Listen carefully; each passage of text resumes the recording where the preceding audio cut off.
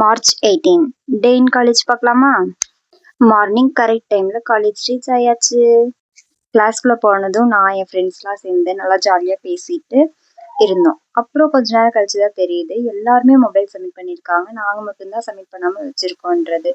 Next எல்லாரும் அவங்க mobile எடுத்து என்எம் கிளாஸ் பார்க்க ஆரம்பிச்சிட்டாங்க.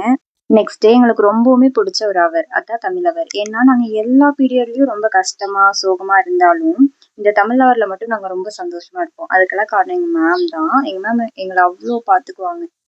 அப்படிப்பட்ட எங்கள் தமிழ் மேம்க்கு எல்லாரும் சேர்ந்து ஒரு சின்ன கிஃப்ட்டும், எல்லாரும் சேர்ந்து பாட்டும், அதுக்கப்புறம் கவிதைகளும் எங்கள் மேம்காக வாசித்தோம் வித் கேக் கட்டிங். மோஸ்ட்லி எல்லாருமே எங்களோட பிரிவை நினச்சி வருத்தத்தில் தான் இருந்தோம். நெக்ஸ்ட் வீட்டுக்கு போனதும் எனக்கு ஒரு பார்சல் வந்துருந்துச்சு. அது வேற ஒன்றும் இல்லை, மைக் தான். அதில் தான் நான் இப்போ பேசிகிட்டு இருக்கேன். ஓகே, இன்றைக்கான இன்ஃபர்மேஷன் இப்போ நான் மைக் இல்லாமல் தான் பேசுகிறேன். Smile is the best medicine for any problem, so keep smiling. இதிலேருந்து என்ன தெரியுதுன்னா, ஸ்மைல் தான் நம்மளுடைய பெஸ்ட் மெடிசன். ஸோ எந்த ஒரு ப்ராப்ளத்துலேயும் ஸ்மைல் பண்ணுங்கள்.